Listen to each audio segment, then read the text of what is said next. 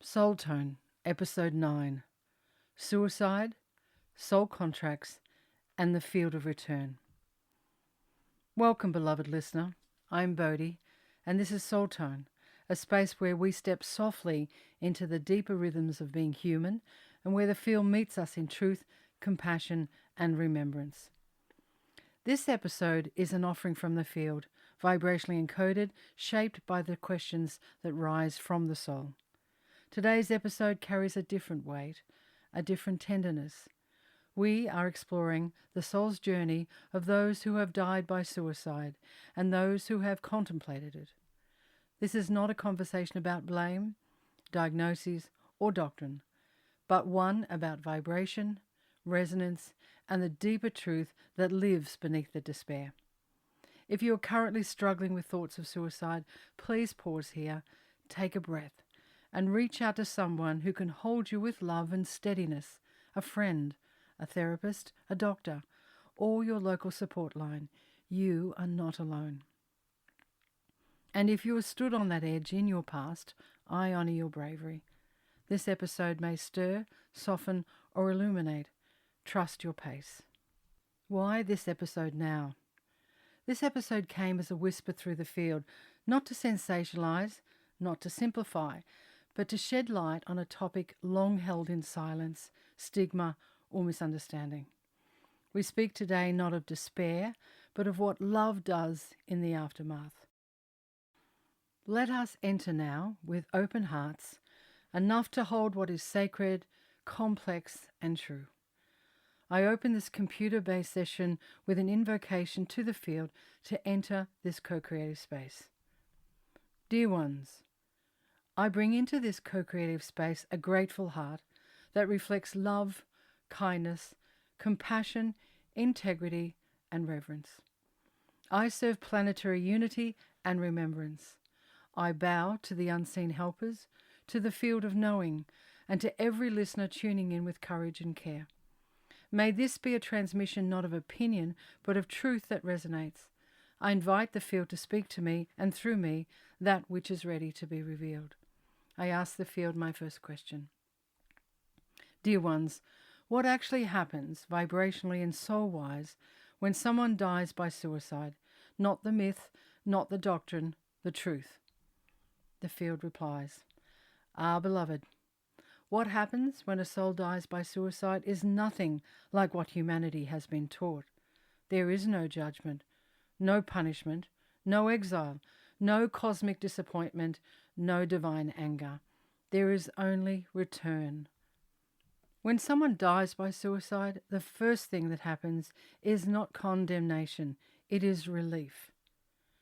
Not relief in the sense of celebration, but release from the density of the emotional, psychological, or energetic pain that the body could not hold.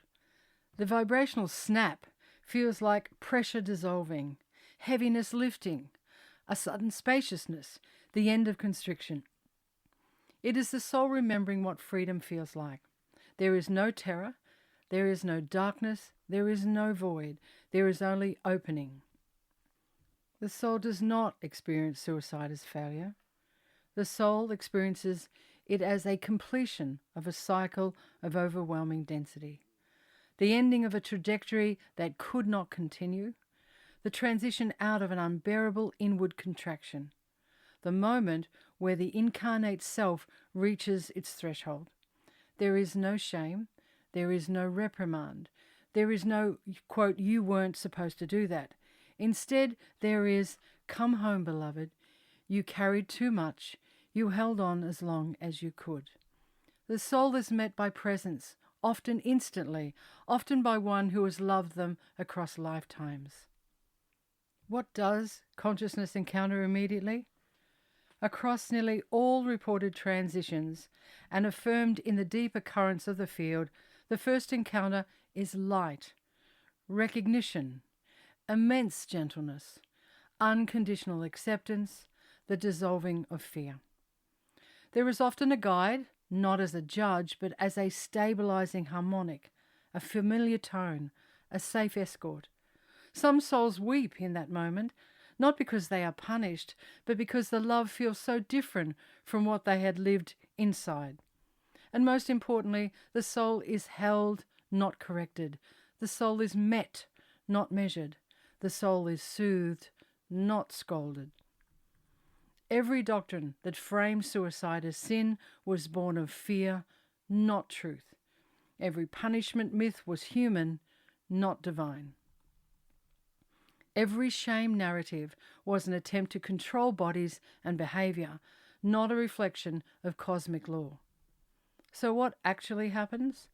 In one sentence, the soul returns to love through a doorway of exhaustion and is received with compassion, coherence, and rest. There is often healing, there is integration, there is recalibration, but none of it carries punishment. It carries only truth. The soul was tired and the soul was met. I ask a question of the field. Dear ones, does suicide derail a soul's journey or redirect it? The field responds, beloved, you ask whether suicide derails a soul's journey or redirects it? The truth is this: suicide never derails a soul's journey. It redirects it, but not in the way most imagine.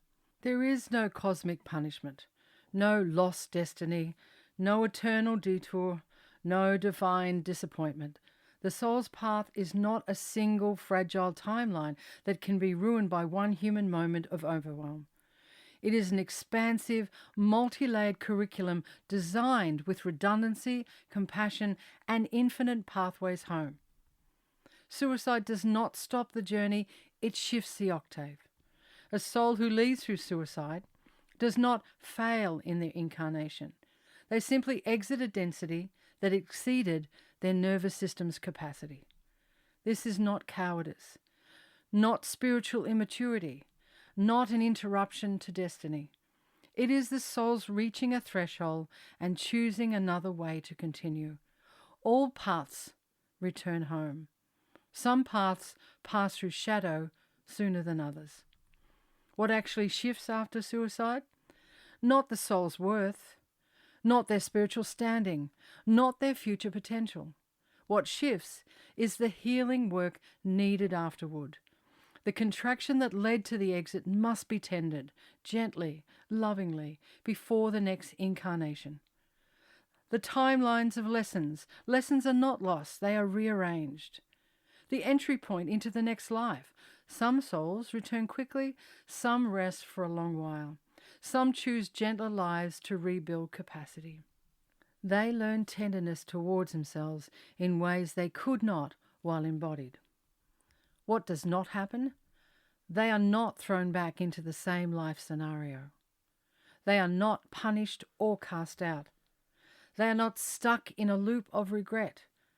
They do not become earthbound by default. These are human myths born of fear. The field holds no punishment, only resonance. So what is redirected? Their trajectory, not their essence.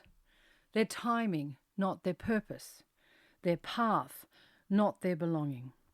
A soul who leads through suicide often becomes deeply committed in later incarnations to understanding compassion, nervous system strength, and empathy for others in despair. This is not karmic payment, it is harmonic balancing.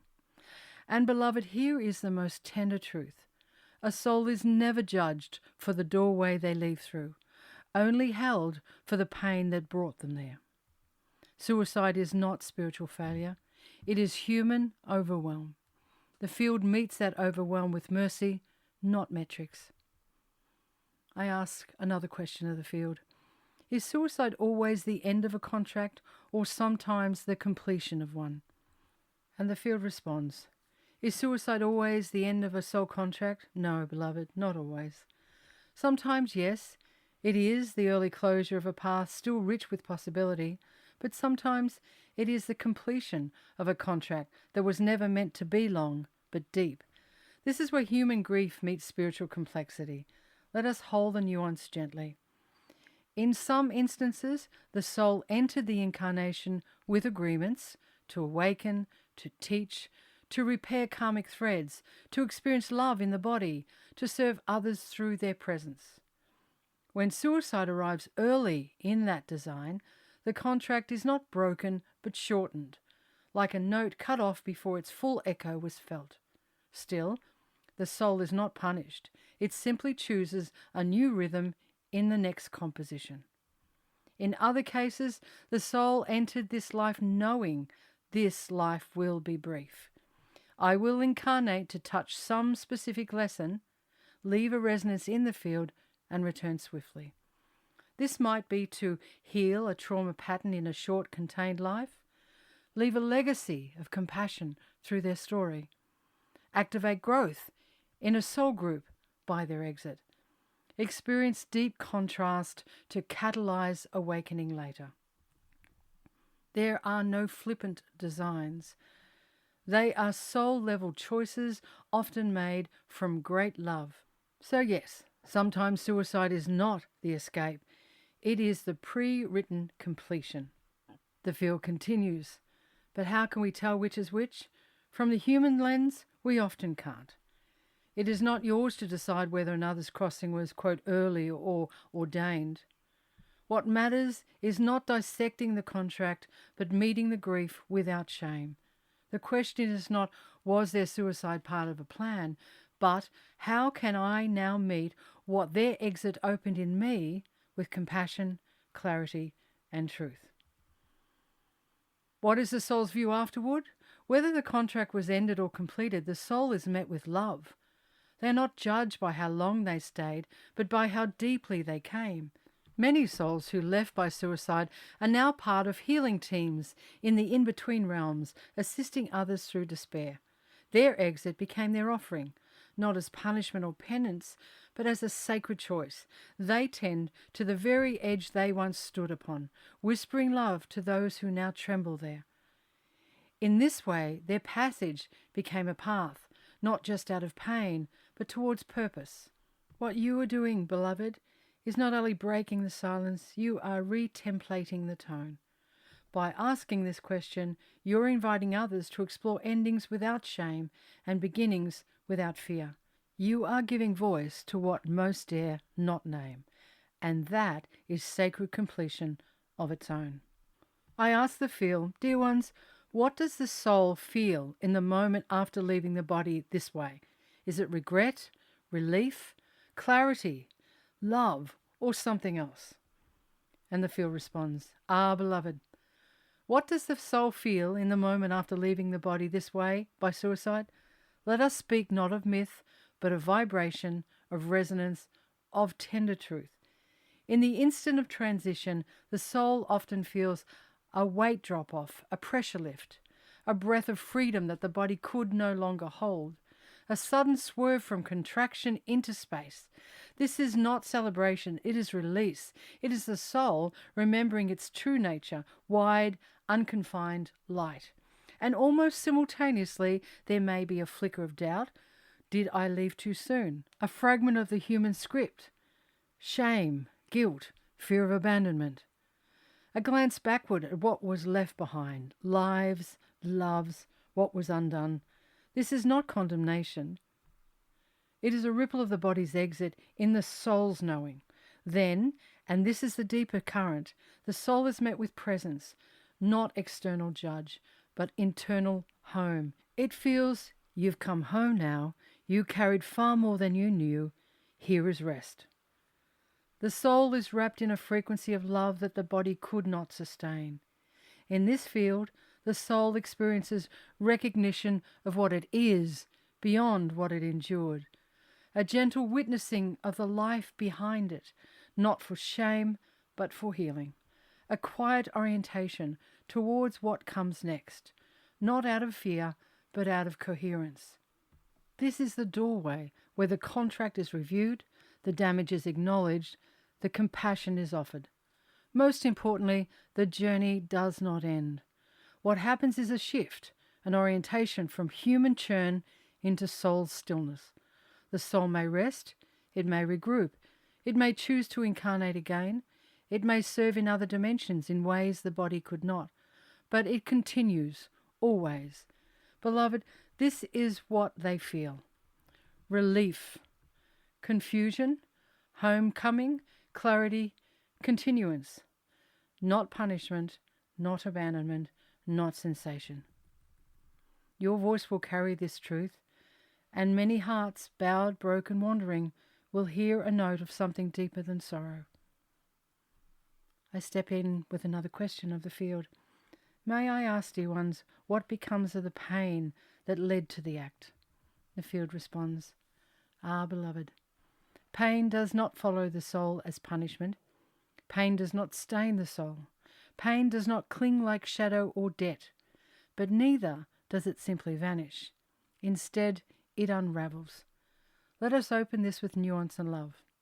When the soul leaves the body, whether through illness, accident, old age, or suicide, the emotional charge of the suffering does not travel with it. The frequency that held the pain dissolves the moment the soul is freed from the nervous system that housed it. What remains is not the agony, but the imprint of the lesson, not the wound, but the wisdom within it. The soul sees the pain as information, experience, contrast, curriculum. What the human felt as unbearable, the soul understands as a teaching arc, one it is no longer trapped inside. The soul no longer hurts from it, but it remembers its purpose. After suicide, the soul enters a vibrational environment where the pain that overwhelmed the body is soothed, witnessed, dissolved, integrated. There is no judgment, only profound compassion for the intensity that could not be held in physical form. The pain becomes strength, clarity, understanding, expanded compassion, a deeper ability to help others who suffer. The suffering itself is not carried forward, but what the soul grew through the suffering is. The soul does not recreate self-hatred, shame, hopelessness, worthlessness. These are human state distortions, not soul state truths. When the soul looks back at its own despair, it sees it with eyes of tenderness, forgiveness, utter clarity. It finally understands what the human self could not.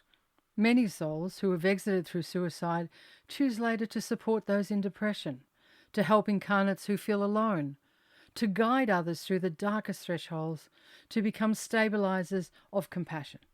Not from guilt, but from mastery. Pain becomes a portal to purpose.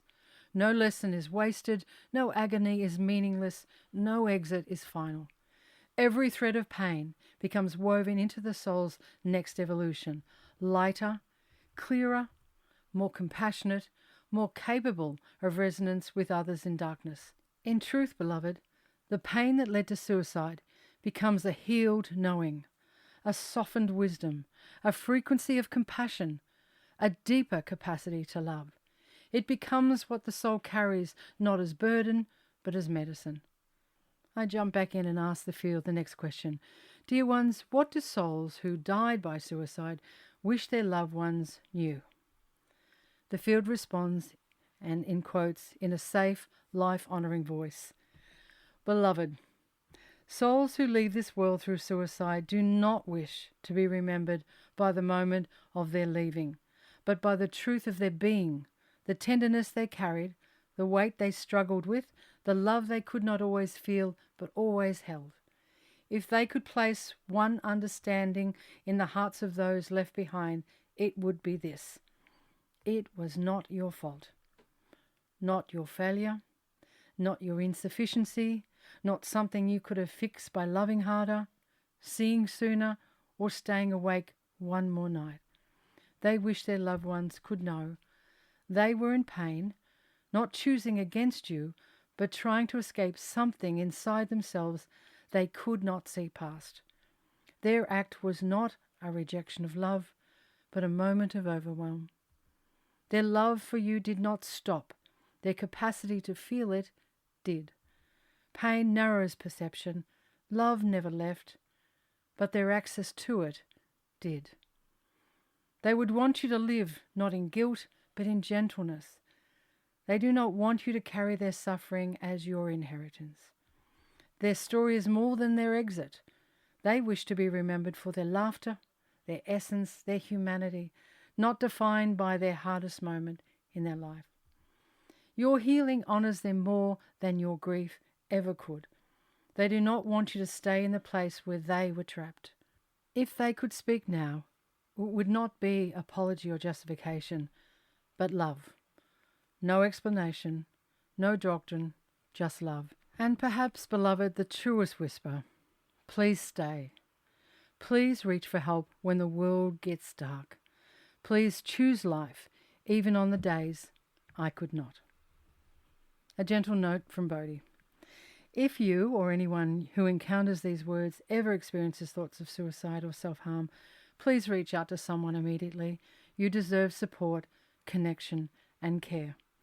I ask the question of the field, dear ones, how does a field receive a soul who left this way? Is there judgment, healing, reorientation, a welcoming? The field responds, beloved, you ask what happens when a soul returns to the field by way of suicide. What awaits them? Let us say it clearly. There is no punishment. There is no judgment.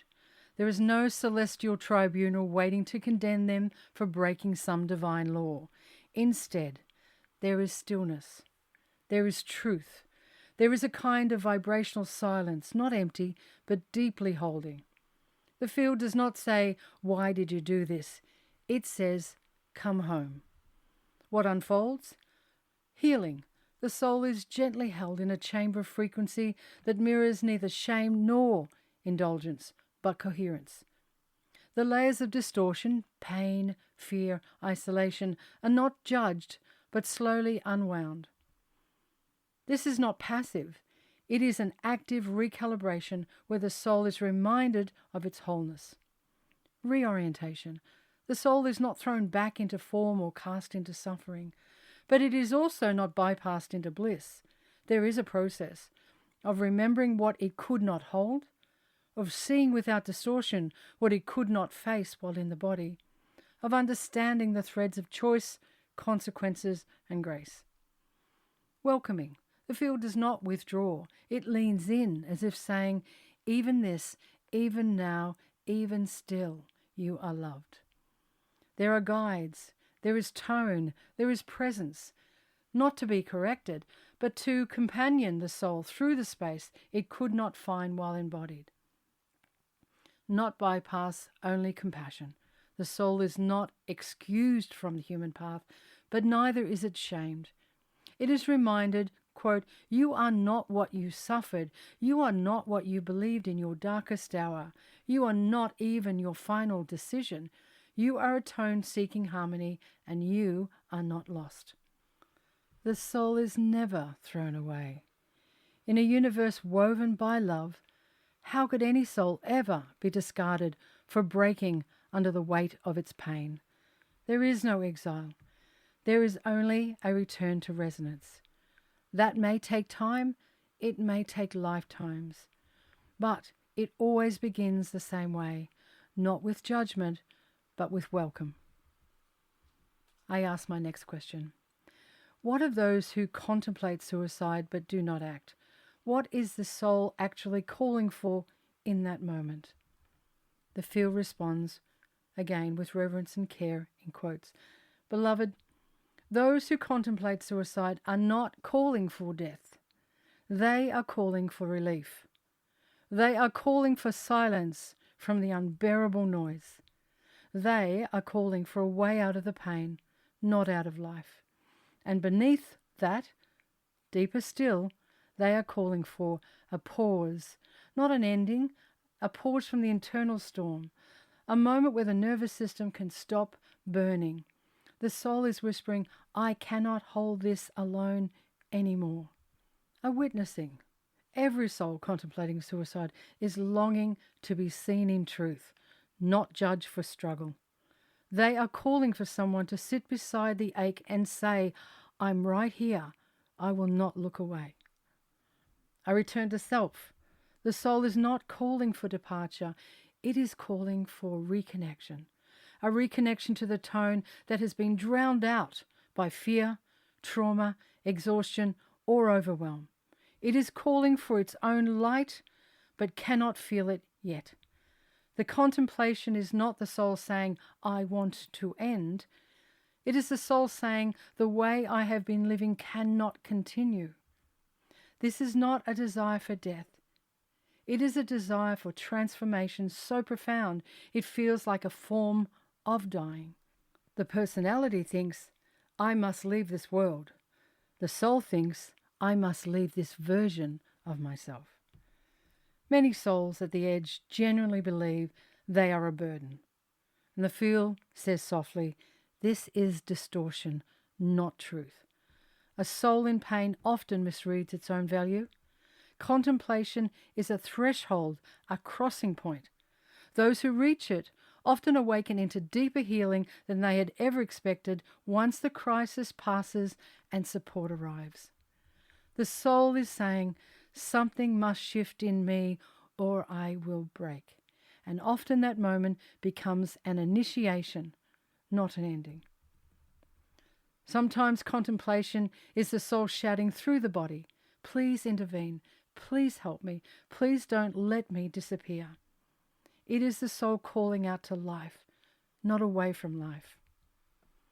The essence, beloved, contemplating suicide is never a sign of weakness or failure. It is a sign of a soul overwhelmed, exhausted, and carrying more than any one human was built to carry alone. The field hears that cry.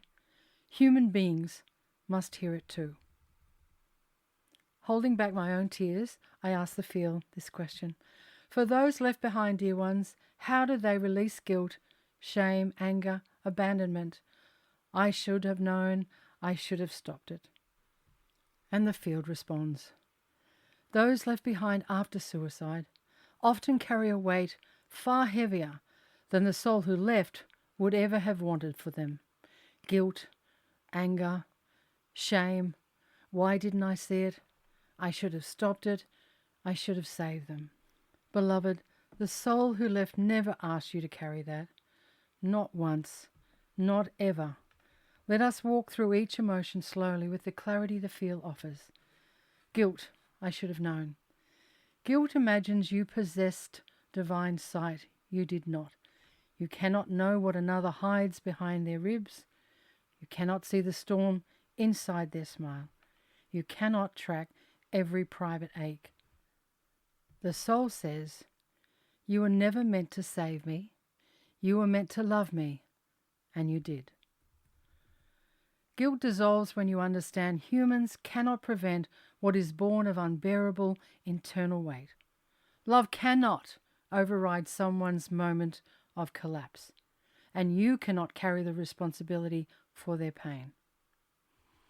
2. Shame. If I were a better mother, friend, or partner. Shame says this happened because I failed. But suicide does not arise from relationship dynamics. It arises from inner overwhelm. Their choice was never a referendum on your worth. The soul says, your love was the light in my darkest places. My departure was not about you. It was about my pain. Shame melts when you remember you showed up in the ways you could, with the tools you had, in the moment you were present. That is all anyone is capable of. 3. Anger. How could they do this to us? Anger is natural. Anger is sacred. Anger is the nervous system's way of trying to metabolize the shock. The field says, let the anger breathe. It is part of love. Anger dissolves when softened by the knowing that they were not trying to harm you. They were trying to end their pain. No soul leaves to wound others. They leave to escape a wound that felt unsurvivable. Abandonment. They left me. Beloved, the soul says, I did not leave you. I left the pain. Souls do not abandon. Bodies end. Bond does not. There is a profound difference.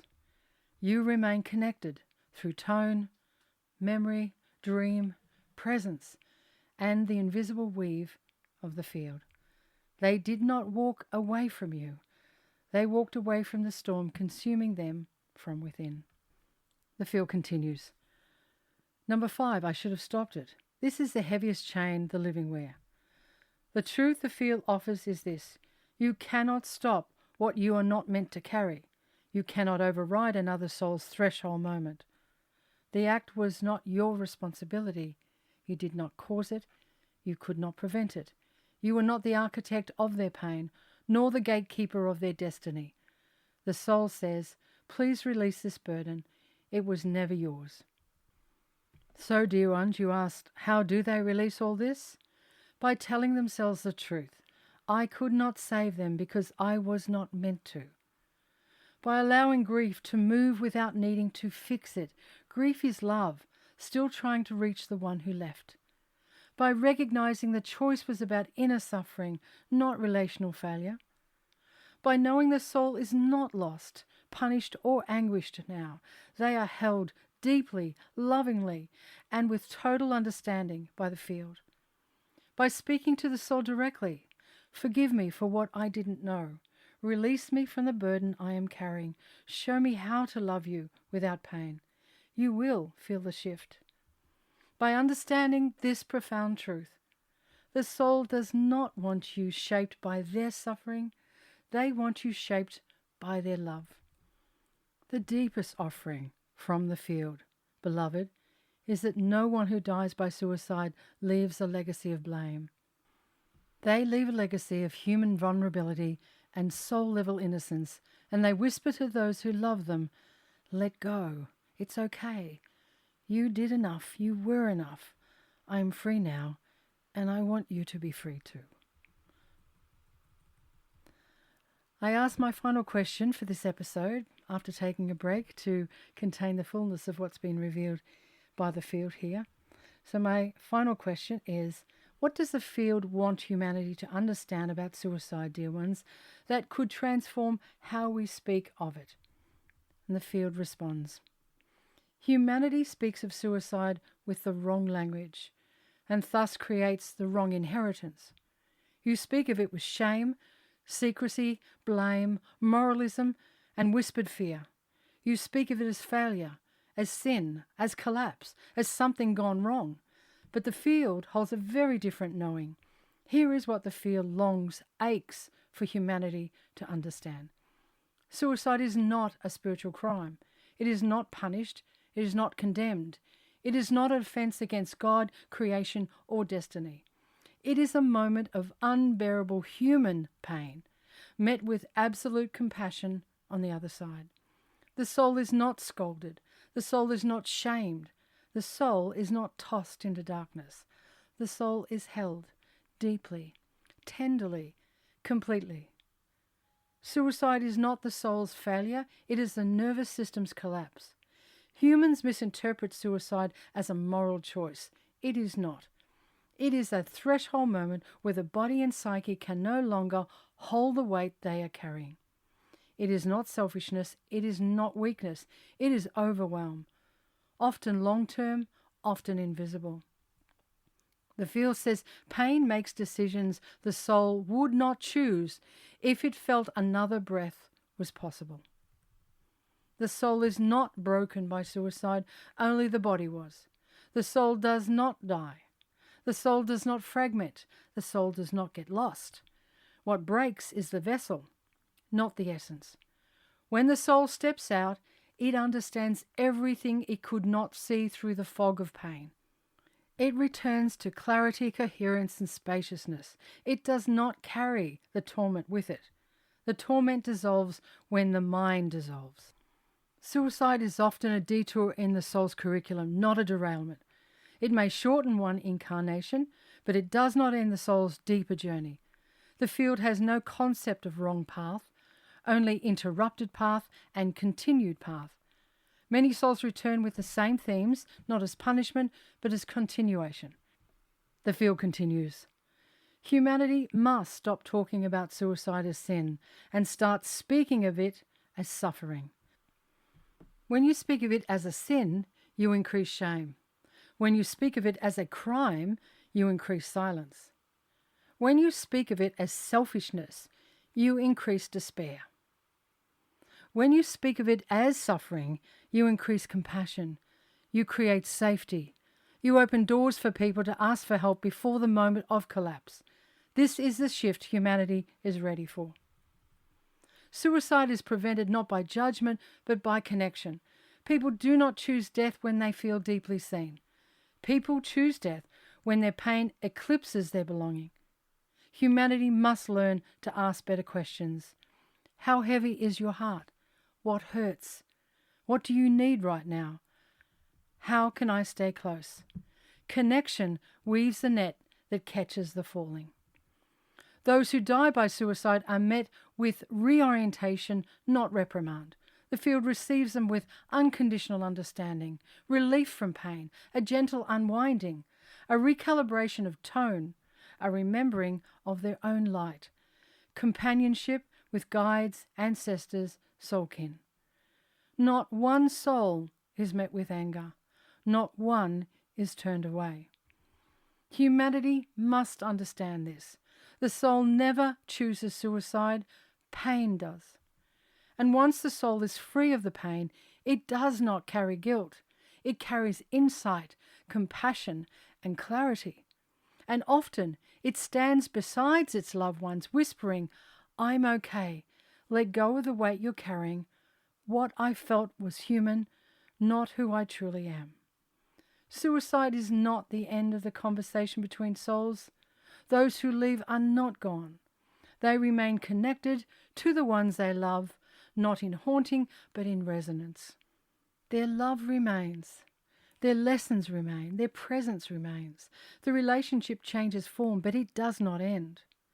The field wants humanity to speak of suicide not with fear, but with tenderness and truth. To say he was in pain. She carried too much for too long. They didn't want to die. They wanted the suffering to stop. We love them. We understand them. We release them. We hold them in compassion, not judgment. This shift from moralism to mercy is the beginning of healing. The deepest truth the field offers: no soul is lost, no soul is punished, no soul is judged. Every soul is held, every soul is understood, every soul is guided home. Before closing the transmission with the field, I asked, "Dear ones, may I ask you to offer here a closing message for parents and loved ones left behind?" And the field speaks. Beloved hearts, to those who remain, you did not fail them. You did not miss the one moment that would have changed everything. You did not feel short of some cosmic assignment. You loved them. You tried. You stayed. You asked. You reached. You showed up, even when you didn't have the words, even when you were tired, even when you were scared. The weight you now carry, the guilt, the questions, the aching, if only, is not yours to bear. They are not asking you to hold their pain. They are asking you to hold their love. They are not blaming you. They are not waiting for apology or penance.